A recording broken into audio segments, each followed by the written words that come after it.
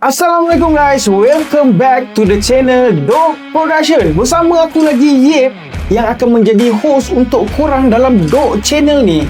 Dan untuk korang yang belum tahu, Dog Production ni mensajikan konten berkaitan dengan dark side, true story and storytelling. Dan kepada korang yang belum follow, sila follow semua social media aku kat atas ni.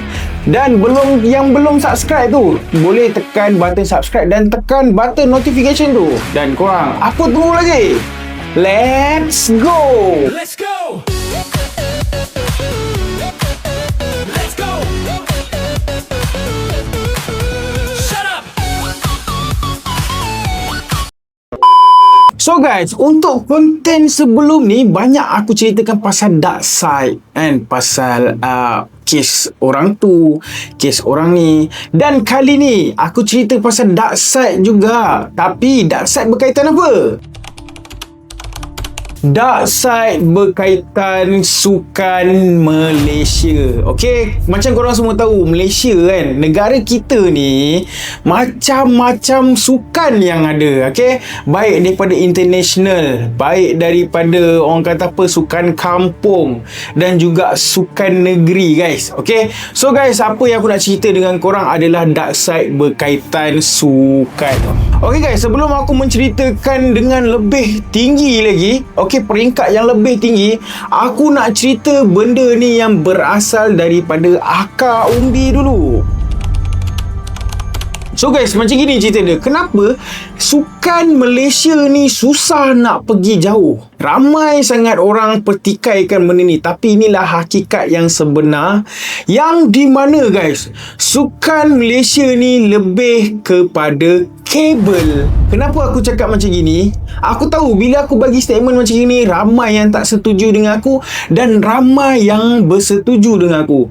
Okey, kita cerita balik daripada akar umbi, iaitu daripada sekolah. Guys, kalau kau nak tahu, sekolah ni dia ada peringkat dia, yang di mana kau akan masuk MSSD, kau akan masuk MSS negeri, MSSN, dan kau akan masuk MSSM.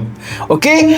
Dan kalau kau nak tahu guys, okey, benda ni dia terjadi macam gini tau. Kalau nak cerita bab atlet, semua orang boleh jadi atlet guys. Siapa yang ada bakat, siapa yang ada semangat, siapa yang ada usaha, semua boleh jadi atlet.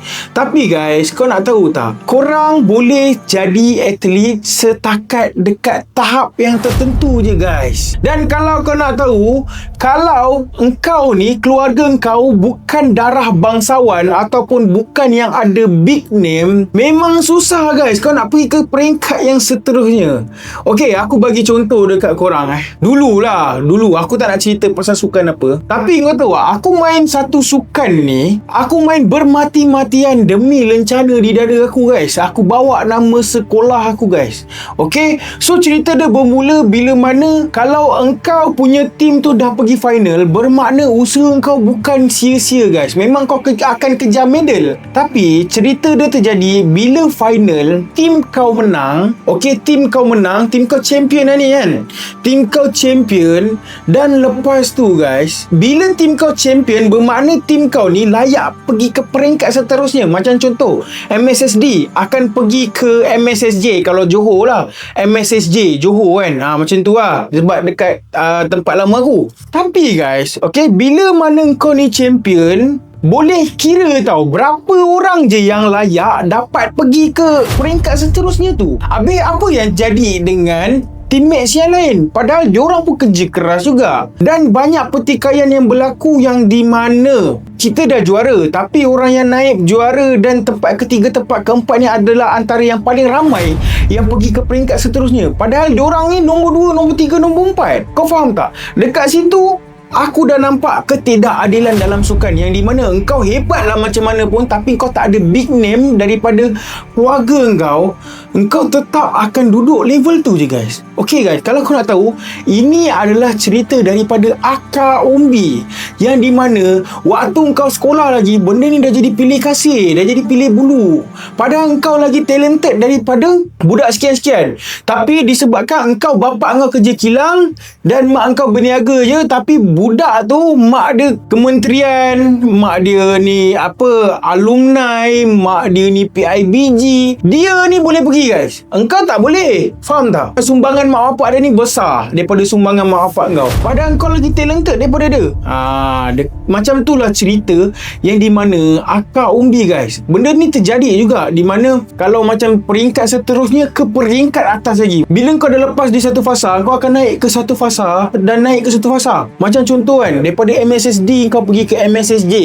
MSSJ kau akan pergi ke MSSM dan MSSM kau akan pergi ke kebangsaan. Kalau kau nak tahu guys, ramai impian budak-budak yang nak kejar sampai ke kebangsaan ni guys. Tapi benda ni diperkotak-katikkan oleh apa tau? Oleh jabatan-jabatan yang bengap ni guys.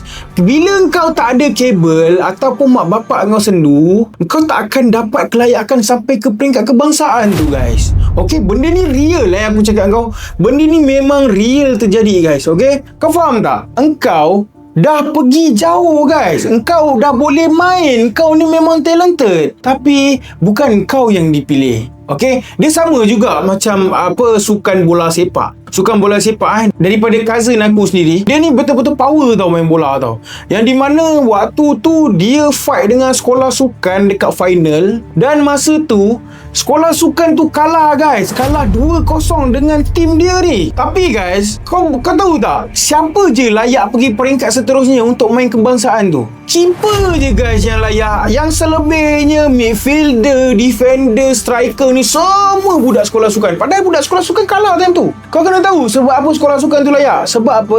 Kepala ketua jurulatih untuk kebangsaan adalah jurulatih daripada sekolah sukan ni. That's why dia ambil semua budak-budak dia, dan budak-budak yang champion ni pergi jalan. Dekat situ kau nampak tak ketidakadilan yang berlaku?